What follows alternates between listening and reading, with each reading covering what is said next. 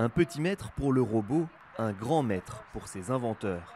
Après 3000 heures de travail, 27 équipes universitaires du monde entier présentent leurs robots martiens lors du European Rover Challenge 2015 à Hęciny, dans le sud de la Pologne. Pilotés à distance, les engins ont 30 minutes pour remplir 4 missions: ramasser un objet, mesurer la tension d'une batterie, récolter un échantillon de sol et naviguer entre les cratères uniquement à l'aide d'un GPS. Beaucoup d'éléments de notre robot ont été fabriqués à l'aide d'imprimantes 3D. Ces éléments mécaniques se situent essentiellement au niveau de la pince, mais en regardant de près, il y en a sur tout le robot. Malheureusement pour cette équipe, une roue de son robot a pris feu dès les premiers mètres.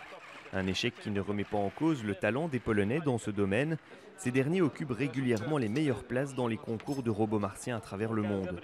À l'échelle professionnelle, la Pologne fait d'ailleurs partie du top 10 de la production mondiale de robots. L'adhésion de la Pologne à l'Union européenne et à l'Agence spatiale européenne est très récente. Avant cela sont apparues une ou deux générations de rêveurs qui auraient voulu travailler dans le domaine de l'astronautique, mais ce n'était pas possible avant. Aujourd'hui, c'est comme l'effet d'un ressort compressé qui vient d'être relâché. Cette année, la compétition a pour invité d'honneur l'astronaute américain Harrison Schmitt. Il est le premier civil et le dernier homme à avoir posé le pied sur la Lune en 1972.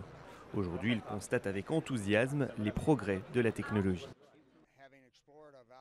Ayant exploré la vallée lunaire appelée Taurus Littrow, je pense à un tas de missions que je pourrais demander à un robot maintenant pour compléter les informations que nous avons récoltées avec Apollo 17.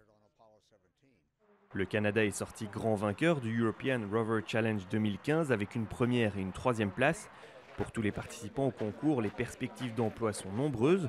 Les robots sont utilisés par l'armée, la police, les pompiers et même chez soi pour passer l'aspirateur. Pas besoin donc de viser Mars pour trouver un emploi.